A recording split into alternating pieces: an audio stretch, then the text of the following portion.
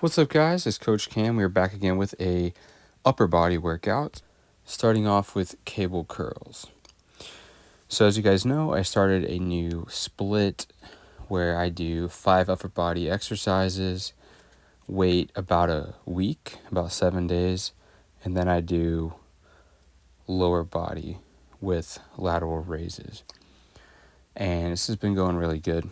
So I actually made progress on every single exercise today, whether it was an extra rep or a few more seconds of contracting my muscles. Something I've been thinking about recently is, as a gym goer, your goal is not to be a rep performer, okay? You're not here to perform reps. You're a muscle contractor. That is what you are, and that is what you are doing in the gym if your goal is to stimulate your muscles for adaptations. How you go about this is first understanding that your goal is not to perform repetitions, but to contract your muscles. And as long as you are placing a weight or resistance against your muscles that is challenging enough that you cannot do it for a long period of time, i.e., you can't do it forever, it's going to have to come to an end, and it's got to come to an end pretty briefly, as in under 2 minutes, right? Somewhere maybe around that time. You could go longer, but it's going to be less efficient, right? So maybe 2 minutes or less, you want this exercise to come to an end, or this set, right? If you want to call it a set. You want the muscles that you're targeting to be taken to a point of failure, okay? Not the movement necessarily, but the movement is what you're using as a vehicle to challenge specific muscles, to take them to muscle failure.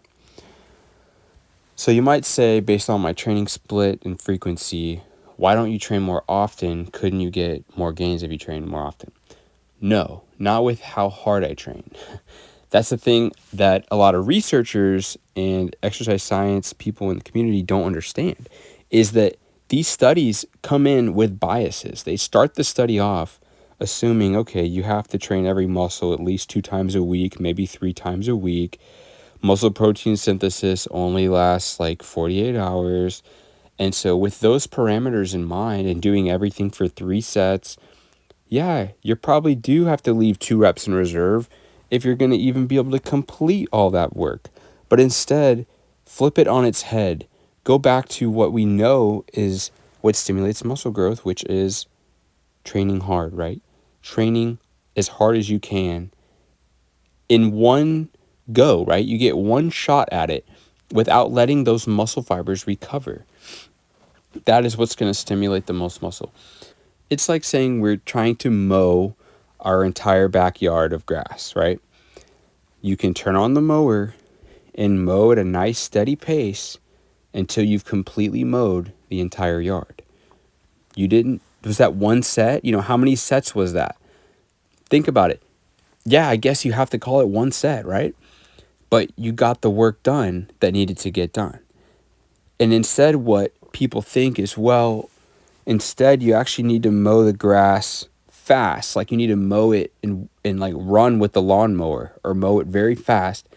And then you need to stop after like a couple rows of mow and then let yourself recover and then mow a couple more rows. Well, that's not very efficient, is it? You would say, why don't you just mow the grass all in one?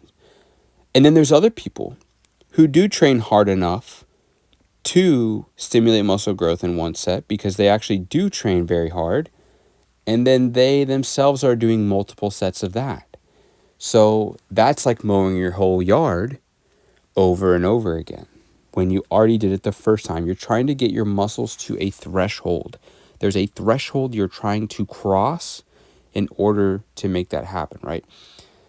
It's hard to come up with an analogy for this because there's not that many things in life that operate on this type of continuum, where as the exercise continues, your muscle is getting more and more fatigued, exponentially more fatigued up until the very end. And any part of that exercise, if you cease it, if you stop it before you cut it short before you get to that finish line, then immediately your body is recovering, right? every time you stop a set and you rest between sets, your muscle fibers are recovering. So you're going to have to hit those muscle fibers again. And then most people are using too much weight, so they have to stop the set a little bit early and they have more gas left in the tank, but they can't use it because the weight they chose was too heavy to actually demonstrate it. If you look at the weights I'm using in this workout and all these workouts recently, they're light. This is a 45-pound barbell and two 10-pound weights on either side. So it's only 65 pounds. But in the way I'm performing the repetitions, the way I'm contracting my muscles, I can only do this. I think I did 6 or 7 reps here. So it's not about the number of reps. You are not a repetition performer. Somebody on my Instagram tried to ask me or tell me, the advice of training, for hypertrophy is between 65 to 80% your 1 rep max, 3 sets or 4 sets, 8 to 12 reps. And, X amount of repetitions was good. And I said, how many? How many reps does it take to stimulate muscle growth? And that's not a question you can answer because it's not about how many repetitions you do. Your muscles don't know what a rep is. They're not that smart. They don't know what a rep is. We know what a rep is. We quantify our training by reps if you want to track reps. But ultimately, you're contracting those muscles, whether you perform a rep or not.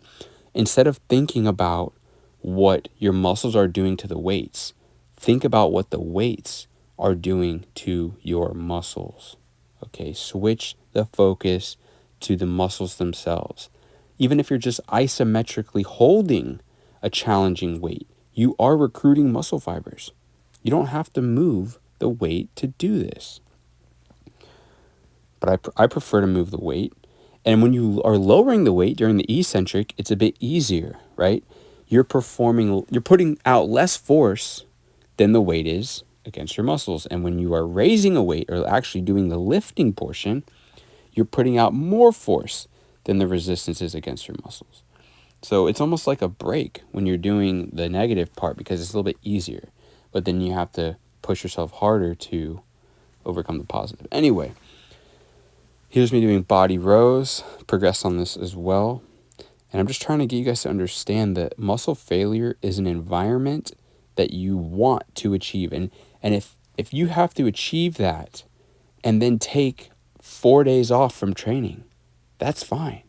There's nothing wrong with that. And I know the research says, muscle protein synthesis only goes on for like 48 hours. Well, I think there's a lot more going on than that. And I think it's going to last a lot more days than just 2 days. Because obviously, if you try to go into the gym to hit a new PR after 2 days, you're not going to do it. Why is that? Because you're going to still have fatigue that your body is trying to clear out.